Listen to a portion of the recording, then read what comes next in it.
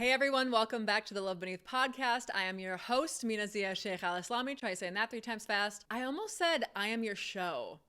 I am your show, Mina Zia Sheikh Al Islami. Thank you so much for being here. And please, before I get into anything, please, if you're watching on YouTube, like the video, subscribe. If you're listening, please follow the show. Write me a review. Would so greatly appreciate that. Thank you, thank you, thank you. And today I am giving you my number one manifestation trick. You probably haven't heard of it before, or you might have heard of it, but you're not putting nearly enough energy into it. So I want to share that with you today. And I want to set this up with me as the example. The whole reason I thought to do this episode today is because this is happening in real time in my life. And I'm thinking, okay, I got to share. And I am not super talking about this yet. So the only reason I'm telling you is because you are my loyal podcast listeners who I love so, so much and I'm so grateful to. So I'll speak more openly and publicly about this as the time gets nearer, but I have officially decided to begin my process in becoming a single mom. And the reason being, I had to do a lot of personal development to get to this moment because I was under such programming of what family is supposed to look like. And I'm so grateful that I happen to know multiple single moms who've been single moms the entire time, who gave me so much advice, who really just drop a knowledge on me. And I'm so grateful for them to help me bust through my limited views and beliefs on it. It doesn't feel right to wait for the right person. I'm already 37 and I don't need a partner for pretty much anything except moral support and to literally help. But after talking to so many of these amazing single moms and them just saying like, okay, you don't have an extra person, but like you do have more decision freedom. You do have more, so, and I'm very lucky that I have support from my family. And so I'm very privileged to be able to be making this decision as well. And so I have decided to do this. And the first order of business is to buy a house because I would like to be, I live in a high rise right now, a 1-bedroom condo. I just don't really want to raise a child here. It might be cramped, the two of us in 1 bedroom. So I am going to buy a 2+ bedroom house. So that's the first order of business. And my realtor was here today and we were getting the ball rolling. And I started to feel super fidgety. And I could feel that I was beginning to energetically clamp on to this next level, to this next thing, the house. And I can already feel the house. I can feel the house speaking to me. I can feel the house connecting to me the same way with this condo. I texted my realtor and I said, and this was 4 years ago, I said, this coming Friday, October 18th, they're going to post the condo that will be mine. I literally texted her that and I was like, that, or maybe it was the 17th, whatever, that Friday. I texted her that week. I was like, on Friday, that is going to happen. And she was like, okay. And she knows my witchiness. She knows and she respects it. And sure enough, Friday, this condo came on the market. We went and saw it in the morning, put an offer in the same day, and they accepted that night. And it was amazing. And so, and I just knew, I felt her calling me and I could just feel it. She's like, come to me. I'm ready for you. And I'm feeling the same thing. I feel my house being like, come to me. I'm almost ready. And same with my children. So there's no reason for me to be fidgety. By the way, if you would like to know how to hone that skill of feeling when things are going to be happening, it's not always to an exact degree like that. Sometimes it's just like right now, I can't say, okay, September 19th, that's when I'm going to find my house. Like, I don't know. Sometimes I can be exact. Like I can feel it's like this Friday or this, whatever. But in a more general sense, you can feel when things are almost ready, and what is going to be almost ready. So if you're interested in learning more about how to hone that skill, let me know, leave a comment. So there's no reason for me to be fidgety because I already know the house is mine. I already know the kids are mine. There's no reason to be impatient and then start to feel almost panicked and anxious that it's not happening fast enough, which is how I'm feeling. And so if you resonate with that, if you want to bring something into your life and you're feeling really angsty about it and you just want it to be here and you're almost starting to feel energetically you're pulling or clamping onto it and you're starting to make it mean something more than it is, I want to give you my number one trick. And so this is my exact step-by-step what I do. I will sit in a meditation and I have my notebook and I ask my higher self, show me what is left to see or experience in this current iteration of my life. The life of single childless cat lady. By the way, I'm proud. And honestly, I thought I was going to go my whole life no kids, but I don't know. I just changed my mind. I was like, no, I definitely want to be a mom. Shout out to all the childless cat ladies. But I'm going from that, to owning a house, having a family. So I was asking myself, and what I'm going to do now is in my meditation, ask myself, what is left to see? What is left to experience? Everyone's answer they get is going to be different. The trick, though, is to calm your mind and not let your desire get in the way of what message comes in, because sometimes you're not going to like the message. And I don't want to give specifics. I have a certain client in mind. I'm not going to give specifics, but they wanted something. And the message was, you're not done with this other thing yet, though. And of course, no one wants to hear that. No one wants to feel that because we want this other thing. So the question becomes, why do I want that other thing so bad? Energetically, we start to make something mean more. We start to, with our desire, it starts to build energetically into meaning something else almost. And so, for example, with mine, I started to realize that me desiring the house and wanting it now and it not happening right now, I dug into, okay, what's actually happening here? And immediately I hit a belief system of, if I don't get that house, then I'm going to feel like a loser. And I'm going to feel that the universe abandoned me because I want this thing and I'm not getting it. So abandonment wound, rejection wound, very, very common. So you need to do this. Whatever you're wanting to bring in, you need to genuinely sit and ask yourself, okay, why am I wanting that so bad? And truth be told, me getting this house and having kids, and I do not mean to offend anybody with this, but this is my truth. I do not want to go into having a child with the belief of this child is going to help me feel less lonely, less abandoned, less rejected. I do not like that energy at all. I think that's super unfair to place on a child. I want to be in a state where I am completely energetically unconditional in my love and care of this child and letting them be the person they want to be and have the actions they want to take in life, and never thinking ever in their whole life, well, if I do this, my mom's going to be upset. Or if I do this, my mom's going to be lonely. Or, I never want to make them feel like that. Children are very, very intuitive. Children are so wicked smart, and they can feel that. And I know that because I was once that child, and I still have memories of that. And it creates this conditional bond between you and this codependency that I do not want to foster in my family.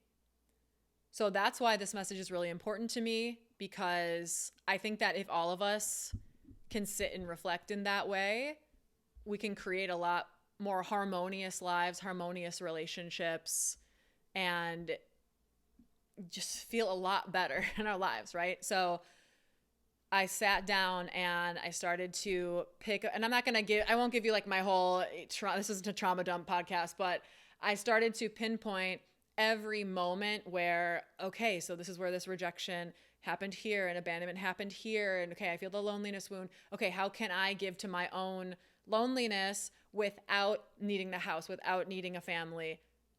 Let's just say the rest of my life, And so this is part of it. I like to do kind of a worst case scenario with it and then play chicken with the worst case scenario. So for me, the worst case scenario is I stay in my condo and I never have a family. And it's me and Hermes, my cat, and that's it. Okay, that's worst case scenario for me. That's not a bad life. That's actually still an extremely privileged life. I have a really nice condo. I have an amazing view. I'm right by Lake Michigan. So I know this is hard, but this is the most powerful step in the manifestation process if you want to manifest with a foundation in something that's going to last. Because I am really good at bringing things into my world. I am really good at manifesting pretty much anything. And I have done a lot. And if you've been following me for many years, you've seen me go through this. I've done a lot of go forth with what I want because I want it and it's going to make me feel better and it's get whatever. And then I get it and I realize this didn't make me feel better. Crap. Let it go. Next thing, pull it in. This didn't make me feel better. Crap. Let it go. I have built myself up and ripped myself back down over and over and over again because I did not understand this tip that I'm giving you now. I did not understand how to tell, why do I want this? What is this going to bring me? What is my motivation for this? And if the motivation is, again, a belief system of, I'm not going to feel full without it. Well, that's not true. That is not true. And can you stretch to a space where you can absolutely welcome the worst case scenario because you know, and maybe you don't know. So let me tell you, this is not a gotcha life for you. This is not a life where you're almost given something and then it gets taken away. That might have happened a lot in your childhood because other humans were at play. But now we're talking your relationship to the universe. The universe does not do that. There's not a gotcha. It's not a tit for tat with the universe. It is unconditional love. And if we are not getting something that we want, that is not a punishment. That is not any indication that you are not loved, that you are not cared for. It's nothing like that. So when you sit in your meditation and you ask yourself, what do I have left to see or to experience from this current version of me before I move to the next one? I want you to go into that with the assumption that life is rooting for you, that the universe is rooting for you, and that the only one in your way is you. Go into it with that. And also checking yourself, why do I want this? You could very well sit in that meditation and be like, oh, shoot.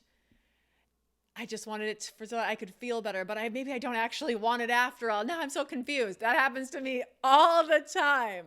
All the time. So you have to sit with that because that is not clean energy. I want it now and I'm having anxiety that I don't have it. It's not clean energy. And that chaos is like kicking up dust. And when you kick up dust in your auric field, you can't see.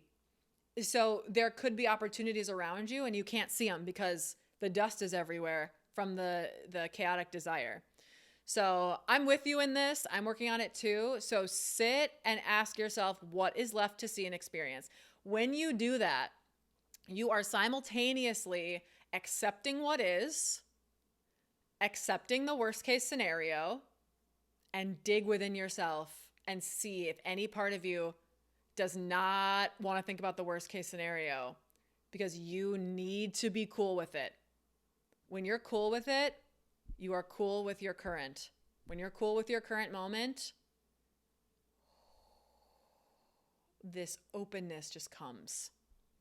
When you no longer demand or ask, you just sit like, again, you might have trauma around that because we're dealing with other humans, but we're not dealing with other humans now. We're dealing with the higher power, which is a completely different thing. So reparent yourself, sit with what is, And then do not leave that meditation until you are in that surrendered receiving state. And also saying to yourself, if this desire is not actually in my highest good, then give me better than that. Give me the best. Give me exactly what's going to make me feel so good. Like, give me what's for me. And put it in the universe's hands. Take care of me. Show me what's for me. Practice reparenting yourself. Trust the universe as if it is a parent that's absolutely always going to care for you and give you all and have all your needs be met.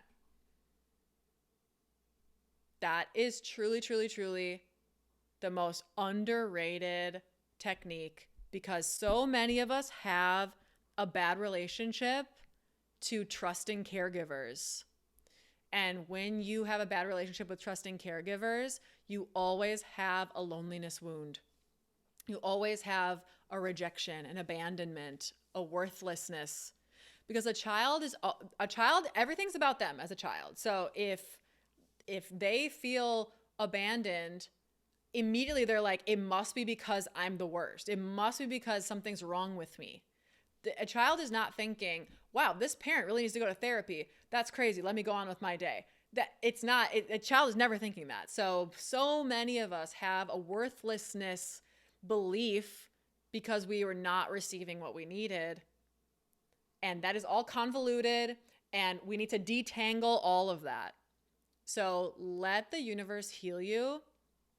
And again, a great reason why you should join my membership, because I have so many healing frequencies around Divine Mother, Divine Father, inner child, shadow work. So many things that just dig into your subconscious and help you. I will start to release some specific ones, so stay tuned for that if you just kind of want a few songs and don't want to like join the whole membership.